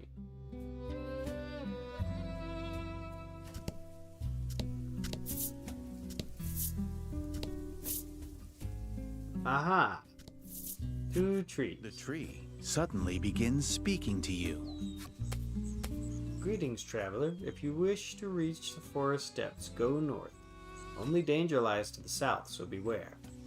You feel an energetic aura bursting forth from the talking tree. Okay, so that's a good tree. The tree suddenly begins speaking Probably to you. go south from here. Up to the north, it's dangerous. The tree speaks in a weak voice. Okay, so we're supposed to go north. At any second, Yes, he also had a guitar used to summon the Zord. And he was also voiced by the Japanese voice of SpongeBob. Though it wasn't his main weapon, more of an upgrade. Okay, okay.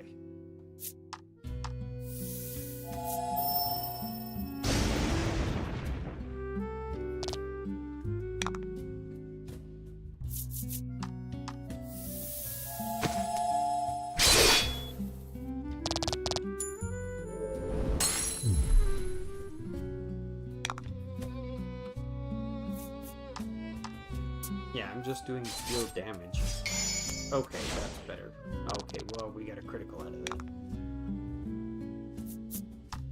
And then we have Krem, who requires 2 gems just to deal any damage. good work.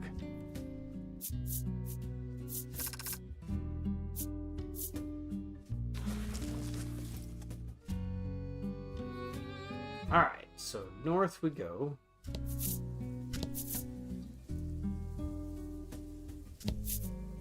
As you walk through the tall grass, you hear a weak voice calling to you from behind. Serves you right, it says. Immediately afterward, you are assaulted by countless pebbles and make a swift retreat.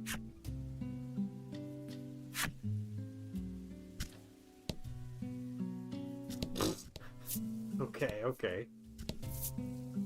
I really was expecting to get further across before hitting the consequence.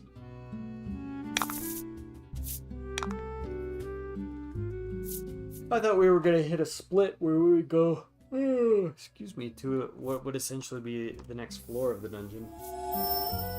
It says, legit, I came up with a form for my music-themed Kamen Rider inspired by his guitar, but with a cowboy theme. See, and that makes sense to me. If you're going to have a cowboy, you know, have a guitar, because cowboys and country music are a thing.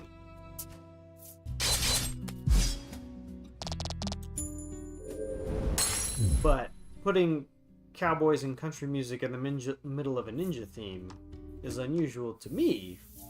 Maybe it shouldn't be.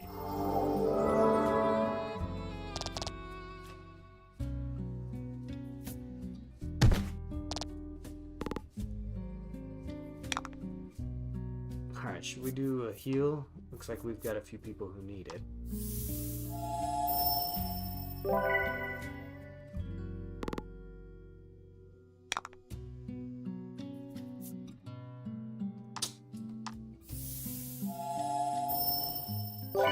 Heal. How silly. Yeah, I was looking back at when we played the first game in the series. Restore 20 HP to party, then 5 HP to turn party for 3 turns. Oh, okay.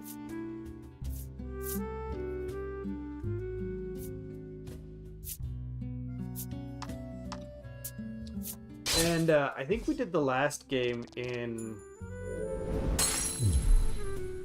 It was like 5 sessions. And I think this is part 5 of this game. So the game does get a lot longer.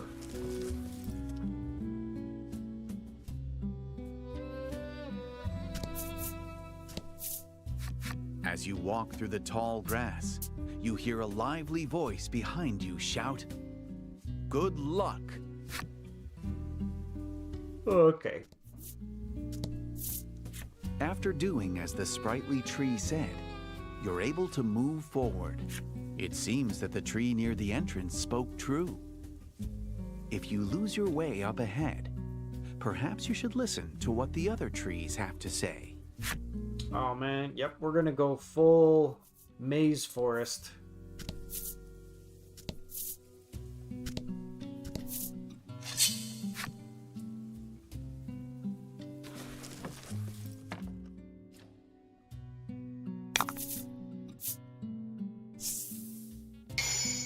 All allies land critical attacks.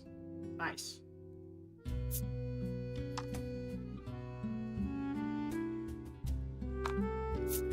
Let's do a heal then.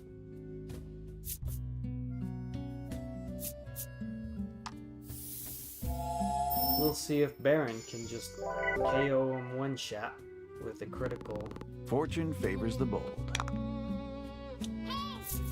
grand slice. Somehow the fruit-based one tasted Jesus by the end of his show. Ha! Excellent. Just listen for Saria's song and you'll be fine. Yeah, yeah.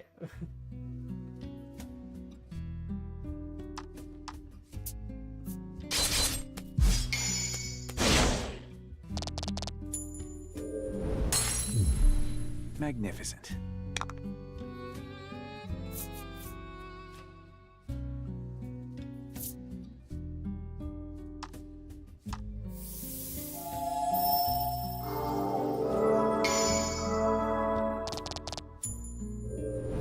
Right.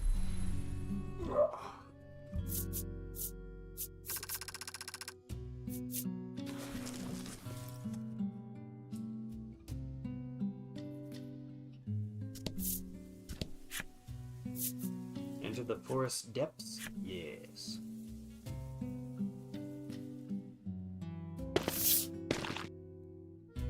The ivory attendant complains as you make your way through the dense trees, repeatedly invoking Lanka's wrath. Each time, Laddie pats the crestfallen Crim on the head. What do you say to the disputing duo? You don't have to scold her that much, or Crim is trying her best. You hope to pacify Lanka, but rather than being soothed, she simply pouts.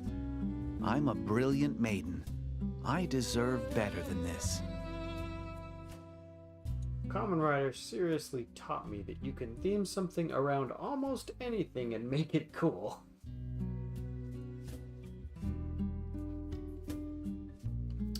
I'll bet if you're creative enough, that's true.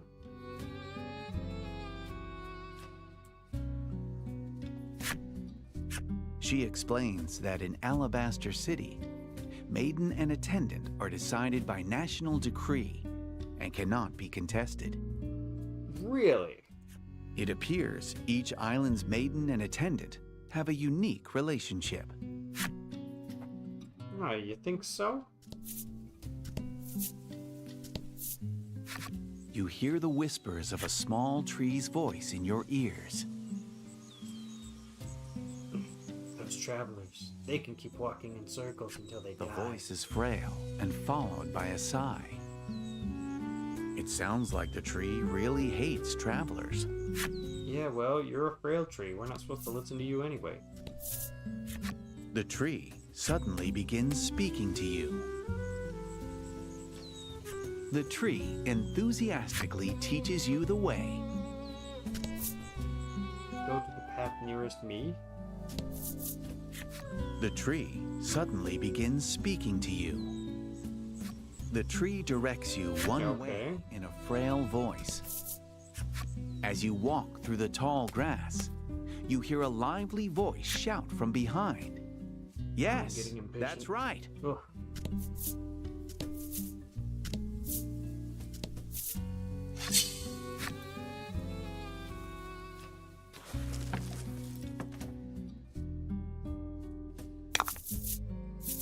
And fight. Alright, do we need a heal? Yeah, we need a heal.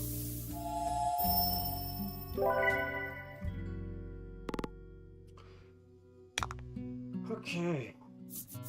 Come on, critical grand slice. Fix it. 'Cause to be fair, you would be a bit jealous when you sat on the ground forever and constantly had to see people walking. Excellent. This is true. This is true. Alright, get to 5. Okay, there we go.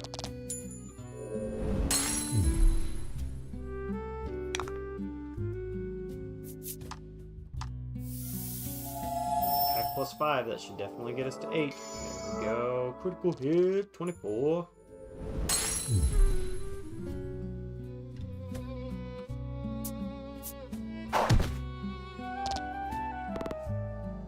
Okay. We'll do a heal for Laddie to get his health back. Ugh. I am wearing my Super Derek RPG shirt.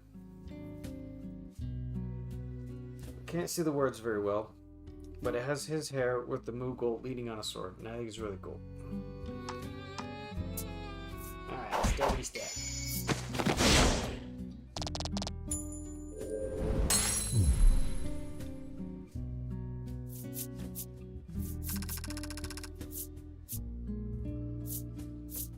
Oh, treasure! Third one. Some dreams. Even though we are always looking for gold nuggets when we get those.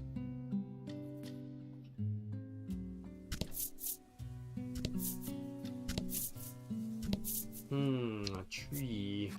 The tree suddenly begins speaking to you. Every path is fraught with danger. Go back quickly. The words sound as if they're being wrung out from the tree itself. You wonder if you can take them at face value. You hear snoring nearby. When you look, you see What do we do if the healthy tree won't tell us where to go? snoozing away. Wake the sleeping tree? Yeah. You gently shake the tree, and it opens its eyes. Despite having just awoken, the tree speaks in a lively voice. "My apologies," it exclaims, then leans out of the way.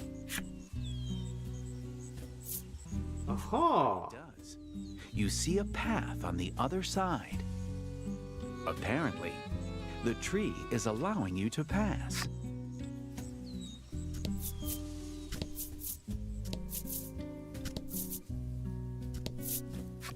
As you walk through the tall grass, you hear a gloomy voice calling to you from afar. "You think you're so clever," it says.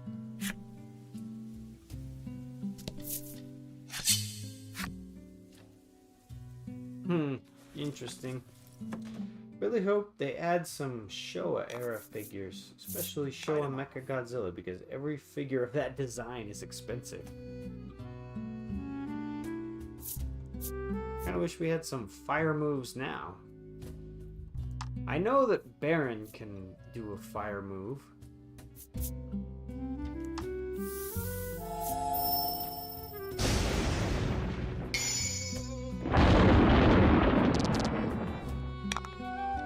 So we might have to go equip that. But I'll do that in between streams. In between streams I'll go and double check, everything.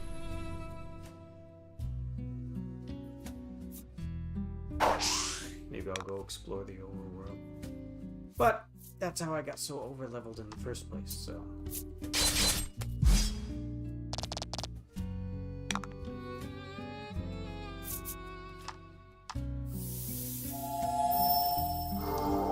So then again, maybe no.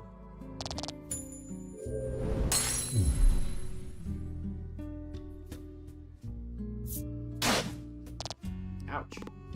Crunch. Thunderbolt.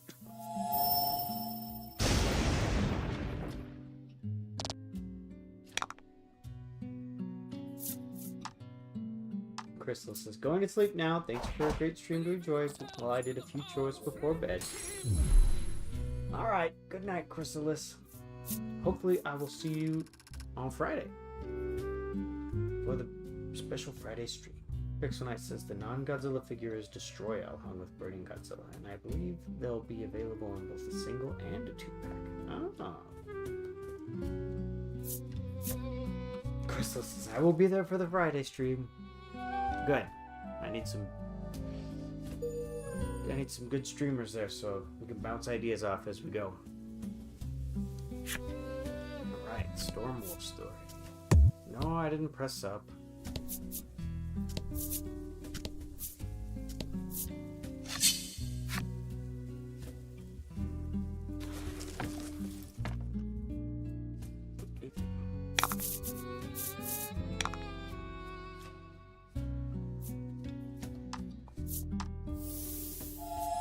Bolt against that guy. I know he's weak against it. Oh, we got him.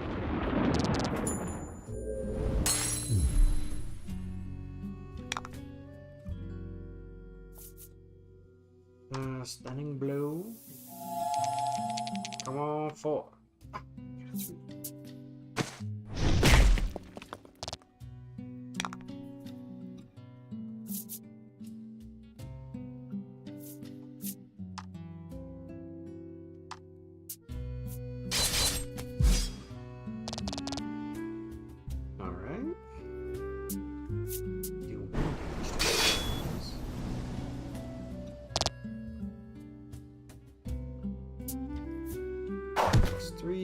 That's alright. Because the Maiden self-heals.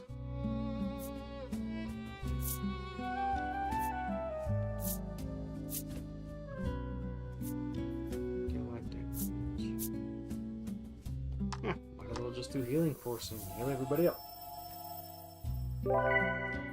Good job, bot. Shouting up Can't Say Zero stream.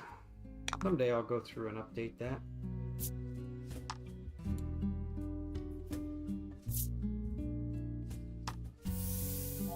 But I don't mind shouting out.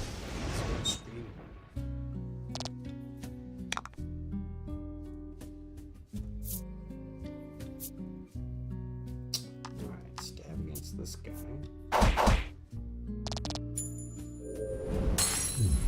So it looks like we'll take one more hit from Wind Guy over there. Yeah, because we do exactly 12. I don't think doing light damage versus regular damage is going to get us up to 13. Yeah, extra damage is just really low.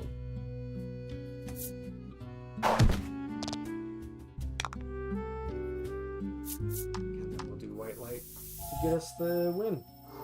That's nice. Says, I feel like the 5 figures I want in every Godzilla line are Space Godzilla, Megira, Gigan, Baragon, and Batra. So they rarely get figures except Gigan. Oh.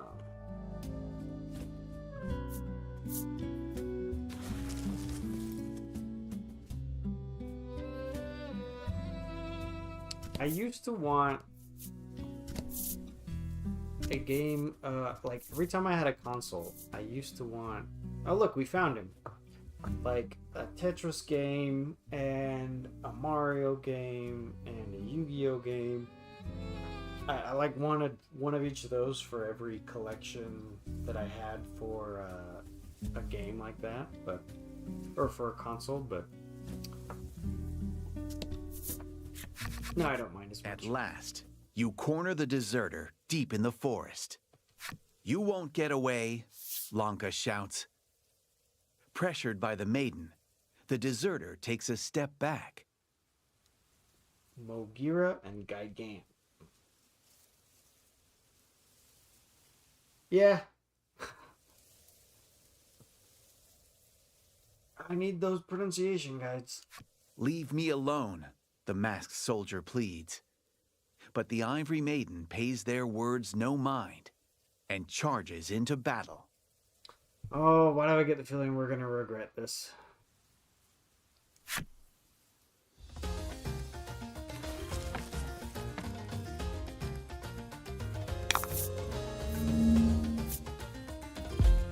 Nope, you got stronger.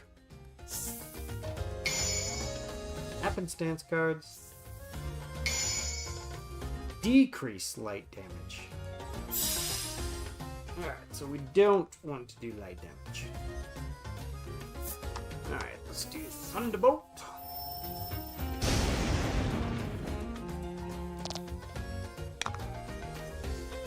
And Stunning Blow. Ooh, critical hit.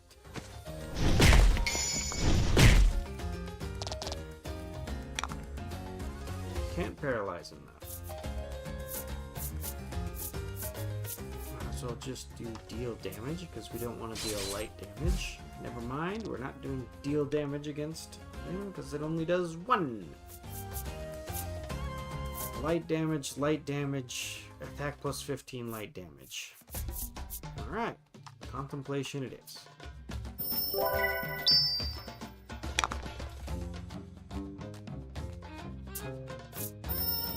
Ooh, curse. Oh, nice, we resist that. Also, I feel like almost all the Baragon figures I've seen have him standing up, and I want him on all fours. Okay, still, light damage is going to be down.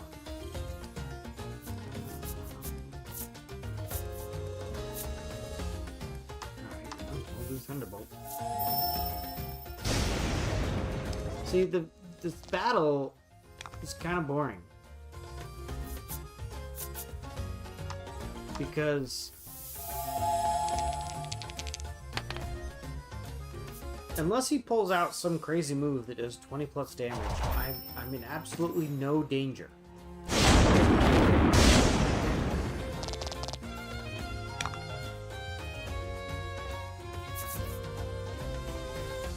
Oh, bolt damage.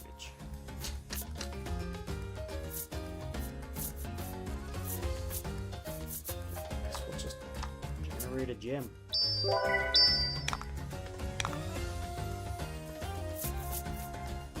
See, but it's light damage.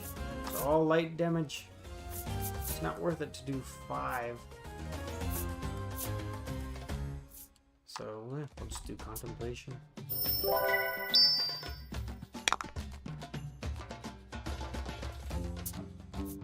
Attack plus 3. Yeah, it does 18. Not even close.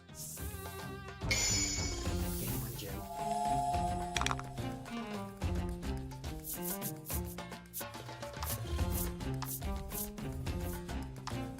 Thunderbolt. Don't jinx yourself. You may say that and then he does an instant kill or something. You're right. You're right. Thunder strike.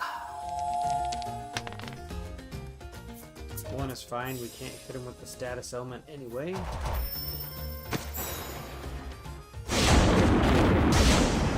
Yeah, the other 2 guys in our party are like worthless when it comes to just, you know, damaging a ton.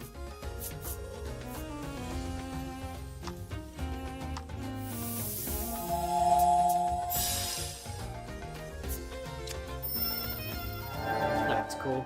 I do like it when they form a single card like that. Yeah, 20, and then we get plus 5 the next 3 rounds. I mean, this guy can't touch us. He would have to have like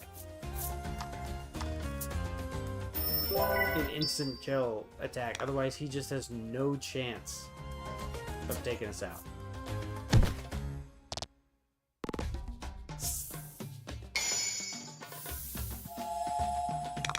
And yeah, all the happenstance cards are on our side. Maybe I'm jinxing myself. Alright, half dead. Thunder strike. At plus 12. We cannot inflict paralysis.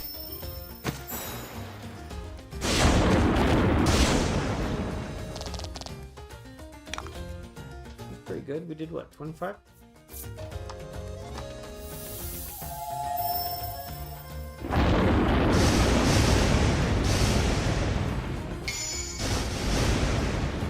even with the critical, it just... I mean, I guess we did like 12.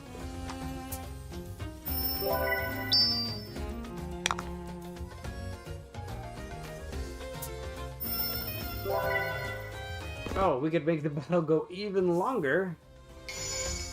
Oh, there we go. An attack buff. There we go. Alright, Thunderbolt.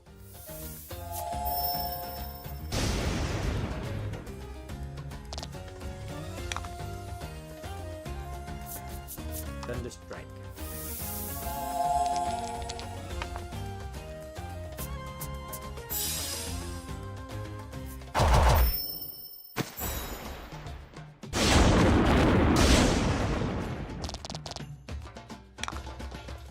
$22. Charge. And then we'll contemplate.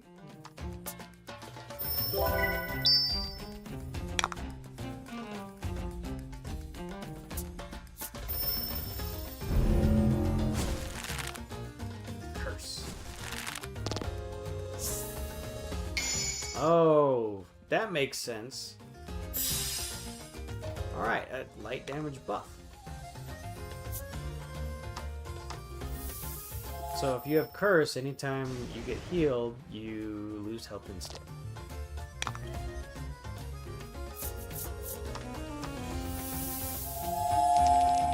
Alright, this should take him out.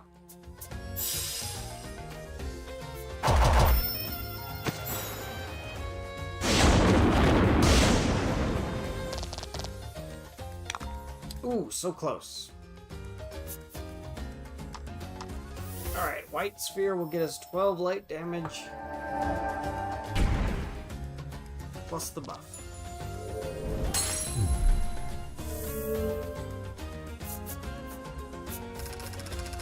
At last, you've cornered the masked soldier.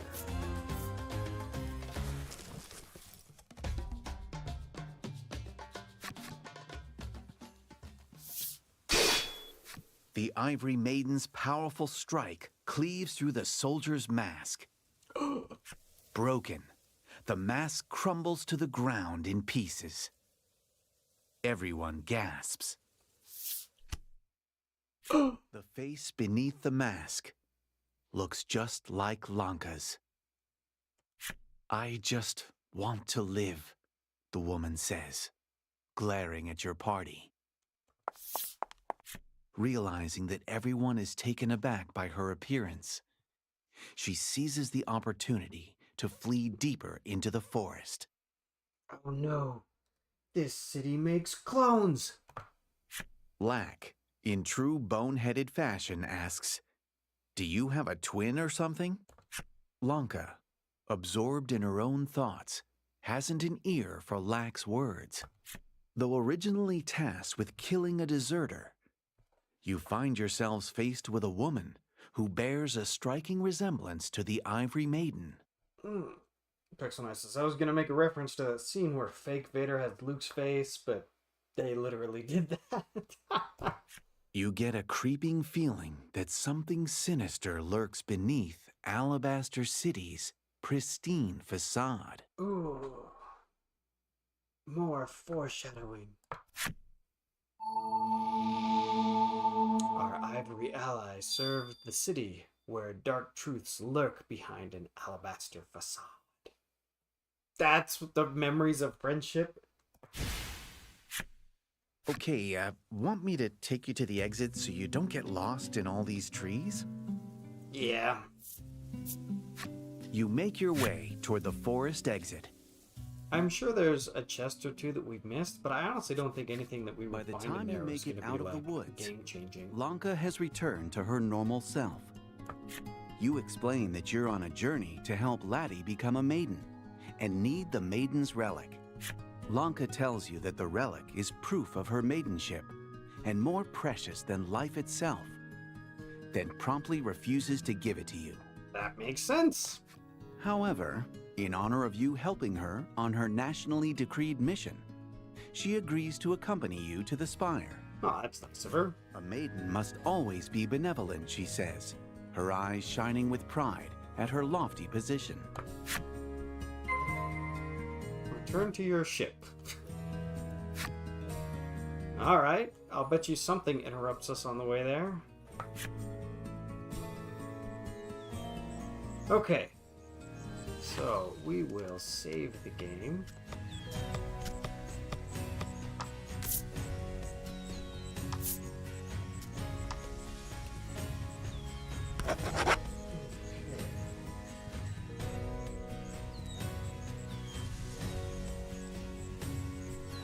Alright, and I think we're just gonna call it for tonight. How big is the DM table? Are we skipping like 20 minutes of having him swap out every card? Okay, Blanca, and you keep hearing Blanca. Alright, so yes, I'm just gonna duck out tonight. But I hope to see you guys on Monday, or not Monday, on Friday, where we're going to have a good stream with lots of awesome people. So, I will see you guys then. Oh.